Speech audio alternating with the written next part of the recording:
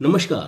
तो हमारे भगवान जगन्नाथ जी को भी लगता है काफ़ी गर्मी पड़ रही है और इस चिलचिलाती गर्मी से उनको मतलब कि शांत करने के लिए आज 108 स्वर्ण कलश से स्नान कराया जाएगा। दरअसल परंपरा ये है कि जो आज जेठ महीने का पूर्णिमा भी है, तो जेठ महीने के पूर्णिमा के दिन भगवान जगन्नाथ जी को और उनकी बहन सुभद्रा जी को और उनके बड़े भाई बलभद्र जी को, तीनों को 108 स्वर्ण कलशों से स्नान कराया जाएगा। और ये परंपरा जो है वो पिछले हजारों वर्षों से चली आ रही है। दरअसल होता है क्या है कि एकदम आज सुबह से ही जगन्नाथ जी को 108 कलशों से जो है स्नान कराया जाएगा। और ये जो स्नान का जो क्रम है वो सवेरे से प्रारंभ होगा और आधी रात तक ये क्रम चलता रहेगा और उनको स्नान कराया जाता रहेगा।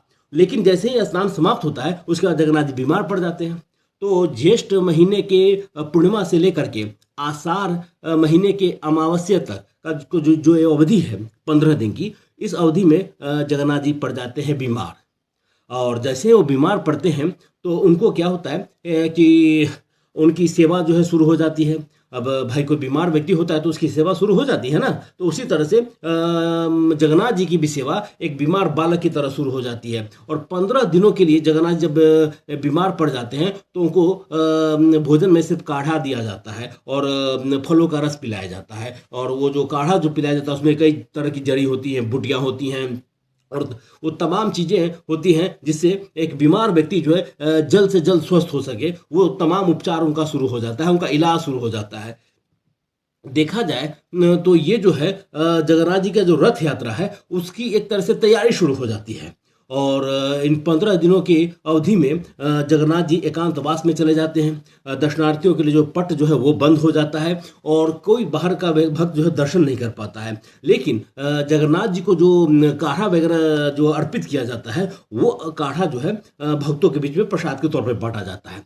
कहा जाता है, ऐसी मान्यता है कि जो व्यक्ति 15 दिनों तक लगातार भगवान जगन्नाथ जी का जो मतलब उनको ठीक करने के लिए जो काढ़ा या फलों का रस वगैरह जो मतलब उनको चढ़ाया जाता है उसका प्रसाद ग्रहण कर लेता है तो वह व्यक्ति साल भर बिल्कुल निरोग रहता है।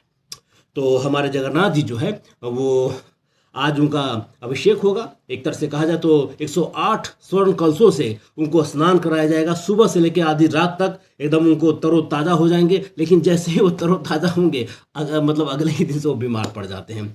और ये हर साल होता है।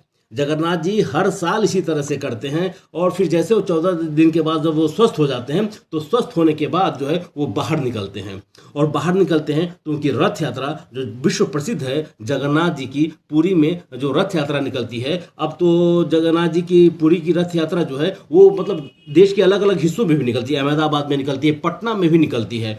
तो देखा जाए तो स्वस्थ होने के बाद वो जो है अपने शहर का भ्रमण करने निकलते हैं रथ पर बैठ के, अपने भक्तों को दर्शन देते हैं। तो काफ़ी मतलब प्रसिद्ध है ये उनकी कहानी। तो सोचा कि मैं आपको बताऊं। नमस्कार।